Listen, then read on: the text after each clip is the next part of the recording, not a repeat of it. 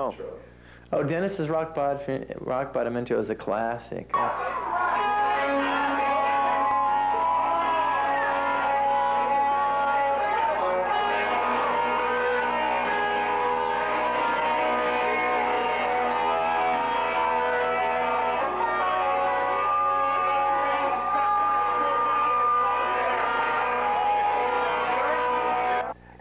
He had the idea of doing it like it is on Double Platinum, where they play the Rock Bottom intro and then go into She.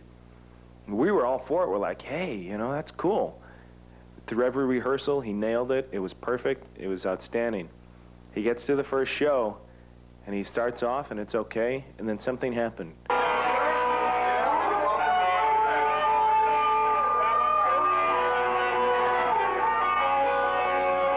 It was a pretty disgusting thing to watch, and I was glad I wasn't on stage. I could kind of turn my head and say, I don't know these guys. You know, are you watching these guys? I don't know these guys. What do you think of these guys? Now you're gonna stick around. So at that show, at the dress rehearsal, Matt breathed fire. It was fine, and then he turned and he blew out the torch himself instead of giving it to me to put out with the towel. At the show, he decided to do the same thing. And so then what he did is he held the torch up to his face to blow it out. He got it too close to his wig, and boom!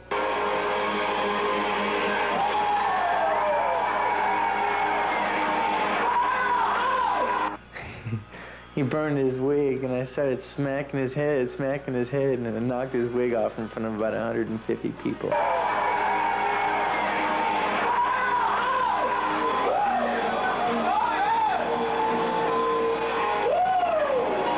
And that's what he gets. Everybody in the crowd is just like, yeah! I mean, they're going totally nuts. They're like, wow, man, this is the best thing ever. This guy just set his whole wig on fire. And so then the wig is laying there on the ground smoldering, and Matt's standing there with no wig on, like that, shaking shitless. I'm surprised he didn't drop a load in his pants.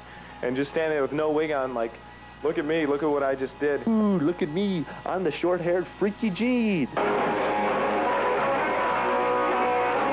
And then in front of the entire crowd, he picks the wig up and puts it back on.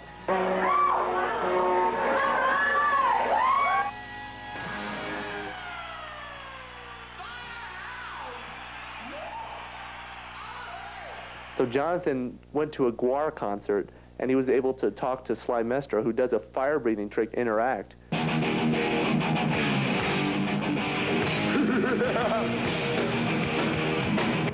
She showed me the few steps that we needed that were important of learning to breathe fire. Me and Jonathan went to his house one day. We bought all the necessary fluids, and Jonathan went to the back. We made a little torch.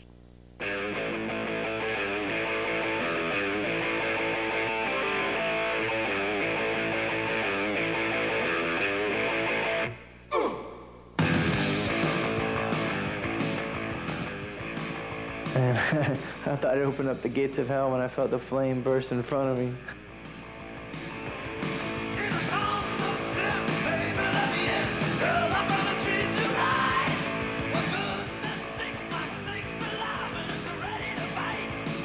I was so blown away. I thought it was so cool. I was like, wow, that's the fucking coolest thing I've ever seen in my life. We did a show at Niles Station, this place in lovely Fremont, California, that was quite funny. Dennis couldn't make it, and I wasn't playing guitar yet, so we had the brilliant idea of, I wore the star makeup that night, but I did not play guitar.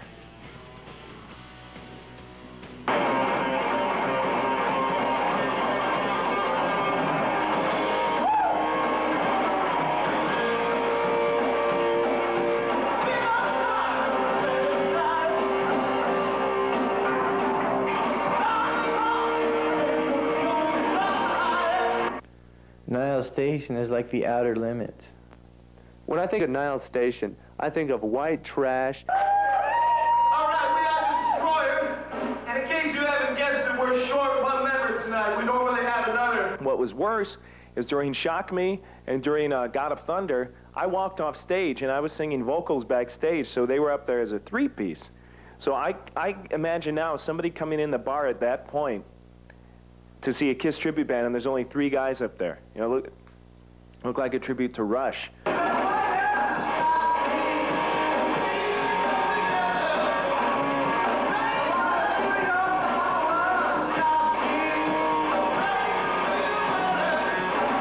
tossed the smoke bomb on my guitar to try to light off the smoke during my solo, but it took me about 22 seconds to just say forget it and fuck it. 25 seconds on stage, start looking around. Hey, what? Oh, fuck.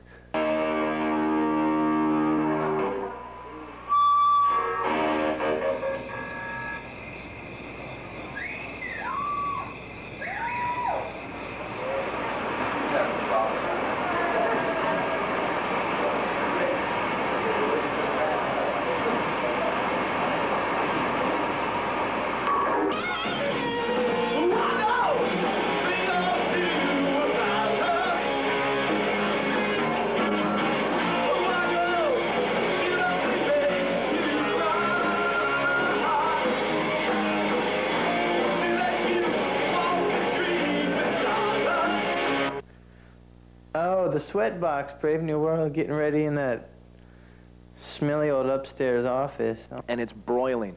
It's so hot in there. You know, it's like, I don't know, it's like a dry cleaning plant or something. We had to get ready in their office upstairs, which is twice as hot as downstairs. And I'm trying to put the makeup on, and I'm sweating to death. You know, I can't get it on. It's running. Oh, I don't know what I'm gonna do, but I'm like so pissed off. I don't know what to do. Boy, when I get out there. Oh, man. Oh, fuck. John always has the right thing to say. We were supposed to be out here about an hour ago. Fuck! When we finally got out there, I was so mad. If I would have had a gun, I think I would have opened up on the crowd. And you'd be interviewing me in prison right now as I was biting a pillow.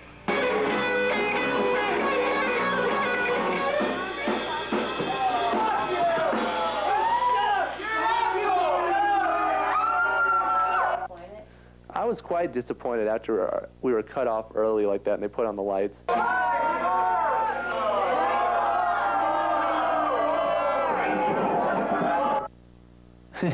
The worst thing about the Brave New World is when we were playing Deuce and the power got cut off and I showed my dick to everybody and... Another success.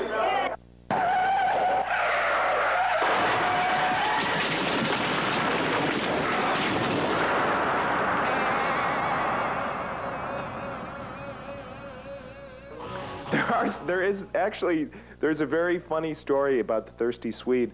A few weeks prior to that show, Jonathan kept getting phone calls from this guy saying he was going to kill him, you know, which I can't believe Jonathan doesn't get more calls like that. Desstroyer, I'm going to kill you, man. You're dead. You're fucking dead, man. Faggot. I'll fucking kill you, Ace Frehley. Fuck. Suck my fucking dick. I'll fucking kill you, fucker. But this guy was actually calling him up going, you know, I'm going to kill you, motherfucker. I'm going to kill you. So we're doing the show at the Thirsty Swede, and in comes a guy in full Ace makeup. You know? And the first thing that goes through my mind is like, this is it. This is Jonathan's assassin. It's going to be some sick, perverse thing where he's going to pull a gun out, you know, and blow Jonathan away as he pleasures himself. But it was just one of Jonathan's friends, so. And he's never heard back from the assassin.